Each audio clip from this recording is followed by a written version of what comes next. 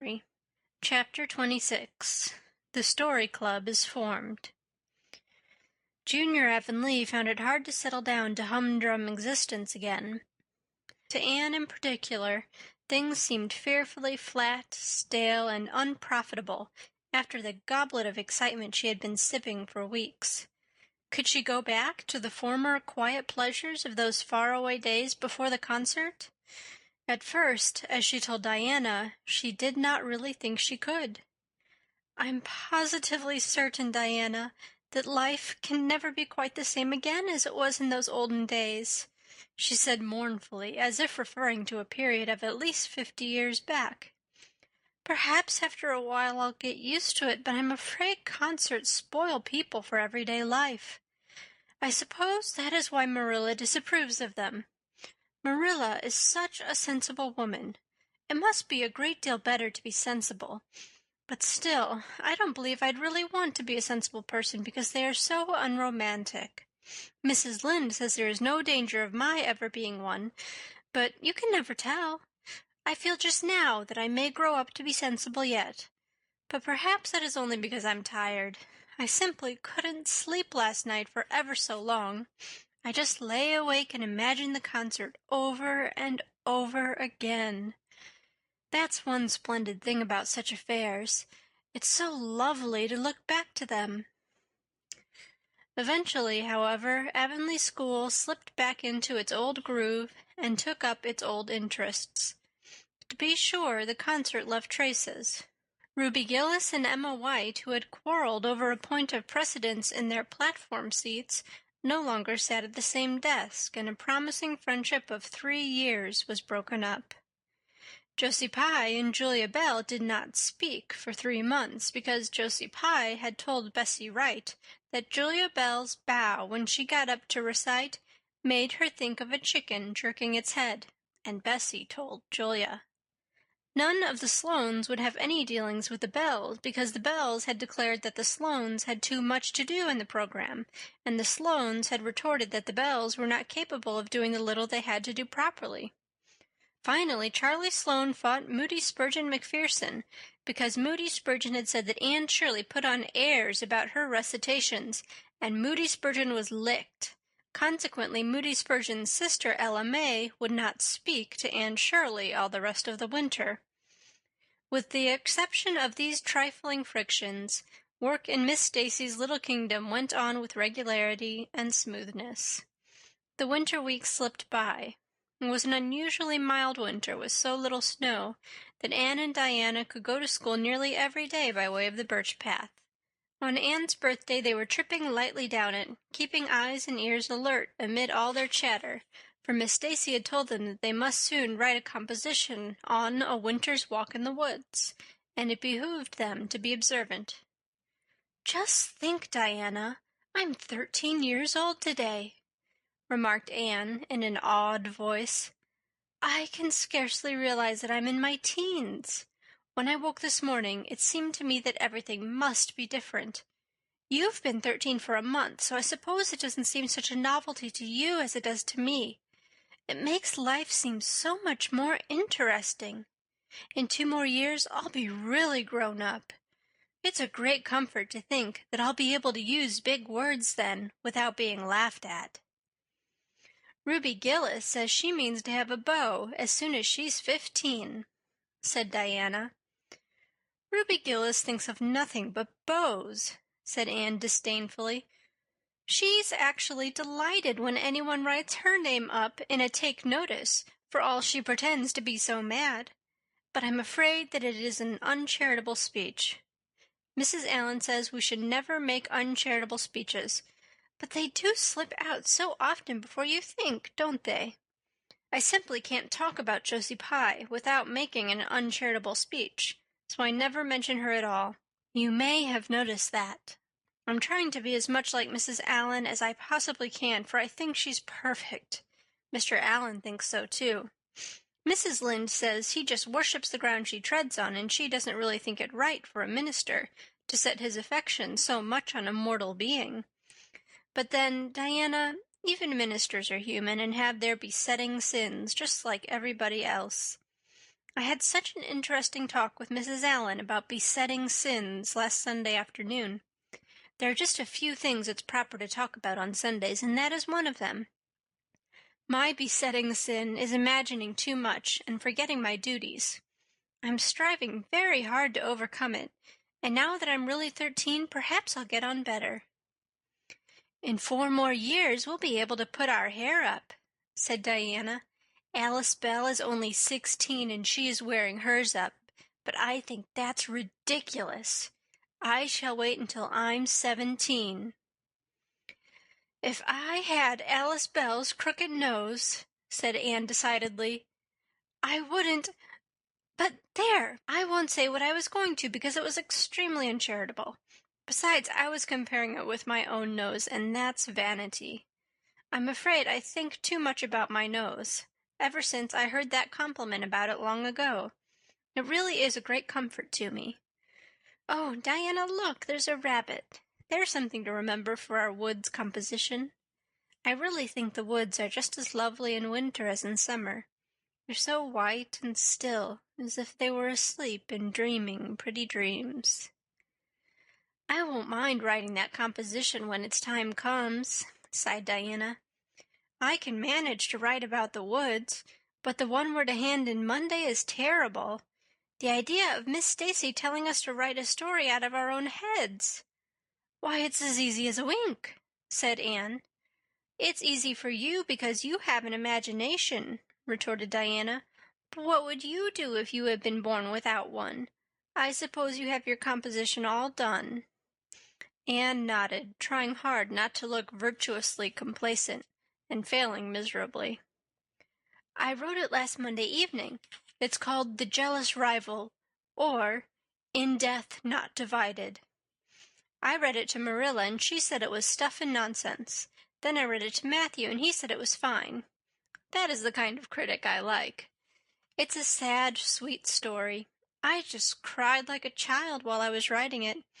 It's about 2 beautiful maidens called Cordelia Montmorency and Geraldine Seymour, who lived in the same village and were devotedly attached to each other. Cordelia was a regal brunette with a coronet of midnight hair and duskily flashing eyes. Geraldine was a queenly blonde with hair like spun gold and velvety purple eyes. I never saw anybody with purple eyes, said Diana dubiously. Neither did I just imagined them. I wanted something out of the common. Geraldine had an alabaster brow, too.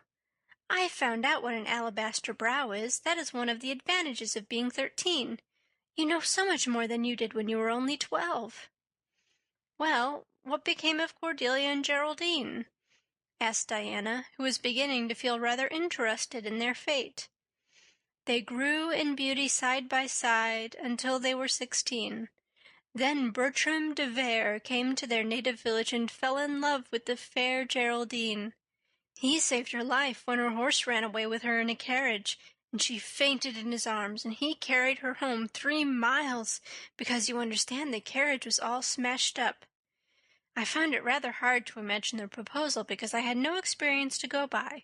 I asked Ruby Gillis if she knew anything about how men proposed, because I thought she'd likely be an authority on the subject, having so many sisters married. Ruby told me she was hid in the hall pantry when Malcolm Andrews proposed to her sister Susan. She said Malcolm told Susan that his dad had given him the farm in his own name, and then said, "What do you say, darling pet, if we get hitched this fall?" And Susan said, "Yes, no, I don't know, let me see." And there they were, engaged as quick as that.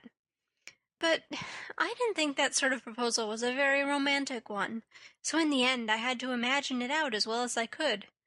I made it very flowery and poetical, and Bertram went on his knees, although Ruby Gillis says it isn't done nowadays. Geraldine accepted him in a speech a page long. I can tell you, I took a lot of trouble with that speech. I rewrote it 5 times, and I look upon it as my masterpiece. Bertram gave her a diamond ring and a ruby necklace, and told her they would go to Europe for a wedding tour, for he was immensely wealthy. But then, alas, Shadows began to darken over their path. Cordelia was secretly in love with Bertram herself, and when Geraldine told her about the engagement, she was simply furious, especially when she saw the necklace and the diamond ring. All her affection for Geraldine turned to bitter hate, and she vowed that she should never marry Bertram. But she pretended to be Geraldine's friend, the same as ever. One evening they were standing on the bridge over a rushing, turbulent stream, and Cordelia, thinking they were alone, pushed Geraldine over the brink with a wild, mocking "ha, ha, ha!" But Bertram saw it all, and he at once plunged into the current, exclaiming, "I will save thee, my peerless Geraldine!" But alas, he had forgotten he couldn't swim, and they were both drowned, clasped in each other's arms. Their bodies were washed ashore soon afterwards. They were buried in the one grave, and their funeral was most imposing, Diana. It's so much more romantic to end a story up with a funeral than a wedding. As for Cordelia, she went insane with remorse and was shut up in a lunatic asylum. I thought that was a poetical retribution for her crime. "How perfectly lovely," sighed Diana, who belonged to Matthew's school of critics. "I don't see how you can make up such thrilling things out of your own head, Anne. I wish my imagination was as good as yours." "It would be, if you'd only cultivate it," said Anne cheeringly. "I've just thought of a plan, Diana. Let you and I have a story club all our own and write stories for practice. I'll help you along until you can do them by yourself. You ought to cultivate your imagination, you know. Miss Stacy says so. Only we must take the right way.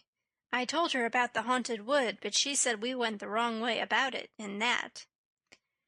This was how the Story Club came into existence. It was limited to Diana and Anne at first, but soon it was extended to include Jane Andrews and Ruby Gillis and one or two others who felt that their imaginations needed cultivating.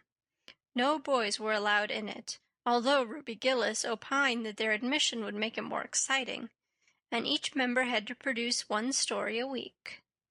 "It's extremely interesting," Anne told Marilla. "Each girl has to read her story out loud and then we talk it over. We're going to keep them all sacredly and have them to read to our descendants. We each write under a nom de plume. Mine is Rosamond Montmorency. All the girls do pretty well. Ruby Gillis is rather sentimental. She puts too much love-making into her stories, and you know too much is worse than too little. Jane never puts any because she says it makes her feel so silly when she has to read it out loud. Jane's stories are extremely sensible. Then Diana puts too many murders into hers. She says most of the time she doesn't know what to do with the people, so she kills them off to get rid of them. I mostly always have to tell them what to write about, but that isn't hard, for I've millions of ideas." "I think this story-writing business is the foolishest yet," scoffed Marilla. "You'll get a pack of nonsense into your heads and waste time that should be put on your lessons. Reading stories is bad enough, but writing them is worse." "But we're so careful to put a moral into them all, Marilla," explained Anne. "I insist upon that. All the good people are rewarded and all the bad ones are suitably punished. I'm sure that must have a wholesome effect. The moral is the great thing. Mr. Allen says so. I read one of my stories to him and Mrs. Allen, and they both agreed that the moral was excellent. Only they laughed in the wrong places. I like it better when people cry. Jane and Ruby almost always cry when I come to the pathetic parts. Diana wrote her Aunt Josephine about our club, and her Aunt Josephine wrote back that we were to send her some of our stories, so we copied out 4 of our very best and sent them. Miss Josephine Barry wrote back that she had never read anything so amusing in her life. That kind of puzzled us because the stories were all very pathetic and almost everybody died. But I'm glad Miss Barry liked them. It shows our club is doing some good in the world. Mrs. Allen says that it ought to be our object in everything. I do really try to make it my object, but I forget so often when I'm having fun. I hope I shall be a little like Mrs. Allen when I grow up. Do you think there is any prospect of it, Marilla?" I shouldn't say there was a great deal, was Marilla's encouraging answer. I'm sure Mrs. Allen was never such a silly, forgetful little girl as you are. No, but she wasn't always so good as she is now, either, said Anne seriously. She told me so herself. That is, she said she was a dreadful mischief when she was a girl, and was always getting into scrapes.